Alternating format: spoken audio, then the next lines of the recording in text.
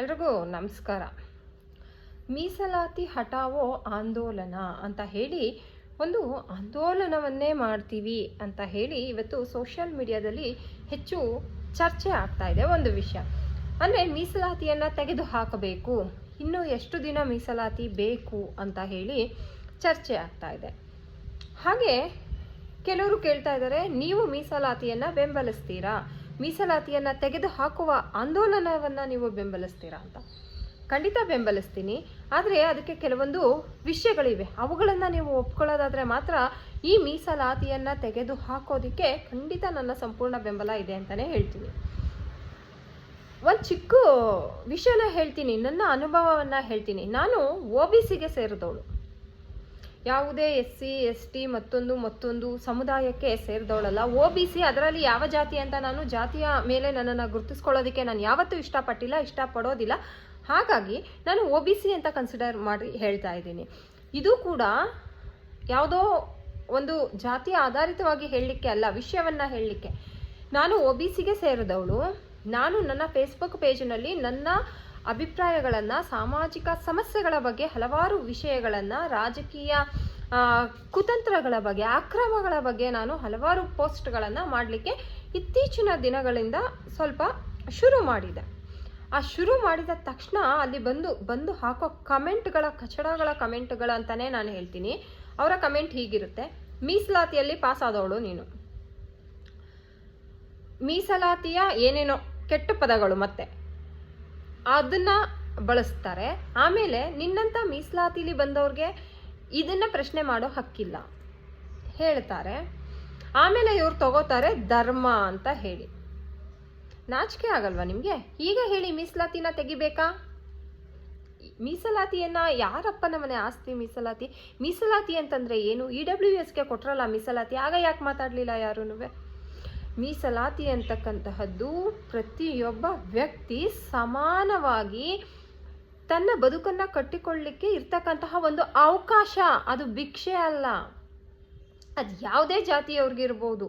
Specially ಹೆಣ್ಣು ಮಕ್ಕಳಿಗೆ ನಾನು ಹೇಳ್ತೀನಿ, ಮಹಿಳಾ ಮೀಸಲಾತಿ ಇಲ್ಲದಿದ್ದರೆ ಇವತ್ತು ಬ್ರಾಹ್ಮಣ ವರ್ಗದಿಂದ ಹಿಡಿದು ಅತ್ಯಂತ ಕೀಳು ಕನಿಷ್ಠ ನೀವೇನಾದರೂ ಕರ್ಕೊಳ್ಳಿ, ಕೊನೆ ಮಟ್ಟದ ಒಬ್ಬ ಮಹಿಳೆವರೆಗೂ ಕೂಡ ಇವತ್ತು ಒಂದು ಸುಭದ್ರವಾದ ಜೀವನ ಮಾಡ್ತಾ ಇದ್ದೀವಿ ಅಂತಂದರೆ ಅದಕ್ಕೆ ಕಾರಣ ಮಹಿಳಾ ಮೀಸಲಾತಿ. ಅದು ಕೂಡ ಮೀಸಲಾತಿನೇ ಅಲ್ವಾ? ಯಾವುದೇ ಒಂದು ಪೋಸ್ಟ್ ಹಾಕಿದ್ರು, ಯಾವುದೇ ಒಂದು ರಾಜಕೀಯ ಒಂದು ವಿರೋಧವನ್ನು ಮಾಡಿದ್ರು, ಅದು ಯಾವುದೋ ಒಂದು ವರ್ಗದವರ ಆಳ್ವಿಕೆ ಅಂತಾನೋ ಅಥವಾ ಮತ್ತೊಂದು ಅಂತಾನೋ, ನೀವು ಆ ಕೆಲಸ ಮಾಡೋರು, ಈ ಕೆಲಸ ಮಾಡೋರು, ನಿಮ್ದು ಆ ಜಾತಿ ನಿಮ್ದು ಈ ಜಾತಿ ಅಂತ ನಿಮ್ಮ ನೀಚ ಮನಸ್ಥಿತಿ ಇದೆಯಲ್ಲ, ಅದನ್ನು ತೆಗ್ದಾಕಿ, ಆಮೇಲೆ ತೆಗ್ದಾಕೋಣ ಮೀಸಲಾತಿನ. ಫಸ್ಟು ನಾನು ಹೇಳೋದು. ಇನ್ನು ಈ ಮೀಸಲಾತಿ ಅನ್ನೋದೇನಾದ್ರು ಇಲ್ಲದೆ ಇದ್ದಿದ್ರೆ ಇವತ್ತು ನೀವು ಯಾವುದೋ ರಾಜಕಾರಣಿಗಳ ಎಂಜಲನ್ನು ತಿನ್ಕೊಂಡು ಅವರ ಹಿಂದೆ ಹೋಗಿ ಯಾವುದೋ ಒಂದು ಪಕ್ಷವನ್ನು ಬೆಂಬಲಿಸ್ಕೊಂಡು ಬದುಕ್ತಾ ಇದ್ದೀರಲ್ಲ, ಈ ಬದುಕನ್ನು ಕೂಡ ಬದುಕಕ್ಕಾಗ್ತಾ ಇರಲಿಲ್ಲ. ಗುಲಾಮಗಿರಿಯಲ್ಲಿ ಬದುಕ್ತಾ ಇದ್ರಿ, ಜೀತ ಪದ್ಧತಿಯಲ್ಲಿ ಬದುಕ್ತಾ ಇದ್ರಿ. ಮೊದಲು ಅದನ್ನು ಬಿಡಿ, ಆಮೇಲೆ ತೆಗ್ದಾಕೋಣ ಮೀಸಲಾತಿನ. ಮತ್ತೊಂದು, ಇವತ್ತಿಗೂ ಕೂಡ ಇಂತಹ ನಾಗರಿಕ ಸಮಾಜದಲ್ಲೂ ಕೂಡ ನಾನು ಯಾವ ಸಮುದಾಯ ಅಂತ ಹೇಳಲ್ಲ, ಇವತ್ತು SC ST ಸಮುದಾಯಗಳಲ್ಲೂ ಅಷ್ಟೇ, ಅದರಲ್ಲೂ ಟಚಬಲ್ SC ಅಂತೆ, ಅನ್ಟಚಬಲ್ SC ಅಂತೆ.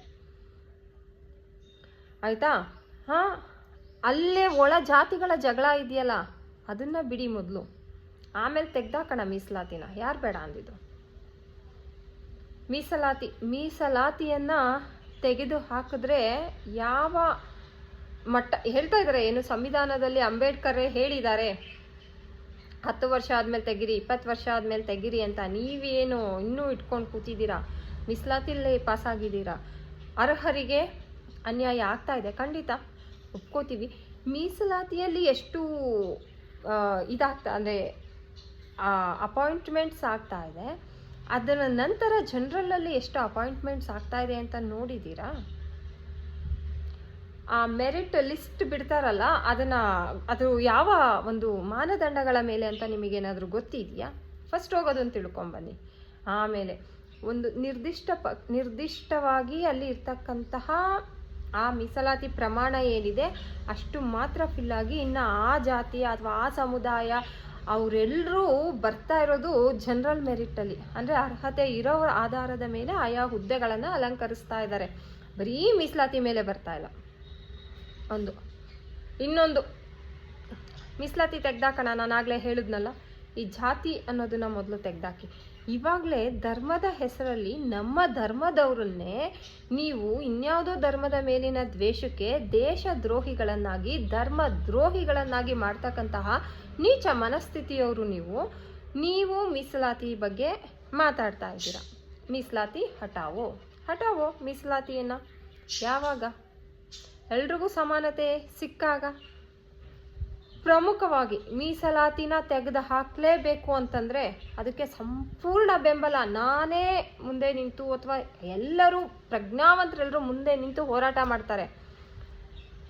ನಿಮಗೆ ಜಾತಿ ಕಾಲಮ್ ಇದೆಯಲ್ಲ, ಪ್ರತಿಯೊಂದರಲ್ಲೂ ತೆಗೆದು ಹಾಕಿ, ಅದನ್ನು ತೆಗೆದು ಹಾಕಿ, ಮೀಸಲಾತಿಯನ್ನು ತೆಗೆದು ಹಾಕಿ. ಯಾರನ್ನು ಯಾವ ಜಾತಿ ಅಂತಲೇ ಕೇಳಬಾರ್ದು.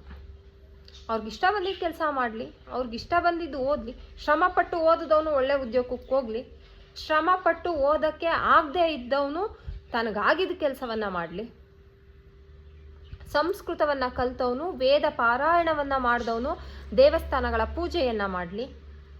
ಸಂಸ್ಕೃತ ಓದಲಿಕ್ಕೆ ಆಗದೆ ಇದ್ದವನು ಅಥವಾ ವಿದ್ಯೆಯನ್ನು ಪಡೆಯೋಕ್ಕೆ ಆಗದೆ ಇದ್ದಂಥವನು ಬೇರೆ ಕೆಲಸಗಳನ್ನು ಮಾಡಲಿ. ಇದಕ್ಕೆ ಮುಕ್ತ ಅವಕಾಶವನ್ನು ಕೊಡಿ. ಆವಾಗ ಮೀಸಲಾತಿಯನ್ನು ತೆಗೆದು ಹಾಕೋಣ, ಖಂಡಿತ ತೆಗೆದು ಹಾಕೋಣ. ತೆಗಿಲೇಬೇಕು. ಯಾವಾಗ ಅಂದರೆ ಈ ಪರಿಸ್ಥಿತಿ ಬರುತ್ತಲ್ಲ ನಮ್ಮಲ್ಲಿ, ಆಗ ನಮಗೆ ಇಷ್ಟ ಬಂದ ಕಡೆ ಓಡಾಡೋ ಪ್ರತಿಯೊಬ್ಬ ವ್ಯಕ್ತಿಗೂ ಅವನಿಗೆ ಇಷ್ಟ ಬಂದದ್ದನ್ನು ಮಾಡುವ, ಇಷ್ಟ ಬಂದದ್ದನ್ನು ಓದುವ, ಇಷ್ಟ ಬಂದ ಕೆಲಸವನ್ನು ಆಯ್ಕೆ ಮಾಡುವ ಒಂದು ಸ್ವಾತಂತ್ರ್ಯ, ಸಮಾನತೆ ಸಿಗಬೇಕು. ಹಾಗೆ ಯಾರನ್ನೂ ನೀನು ಯಾವ ಜಾತಿ ಅಂತ ಕೇಳಬಾರ್ದು, ಜಾತಿಯ ಕಾಲಮ್ ಇರಬಾರ್ದು. ಆಗ ಮೀಸಲಾತಿಯನ್ನು ತೆಗಿಯೋಣ. ಇದಕ್ಕೆ ನೀವೇನಂತೀರಾ? ಇದಕ್ಕೆ ಎಷ್ಟು ಜನ ಬೆಂಬಲಿಸ್ತೀರಾ ನೋಡೋಣ. Thank you so much.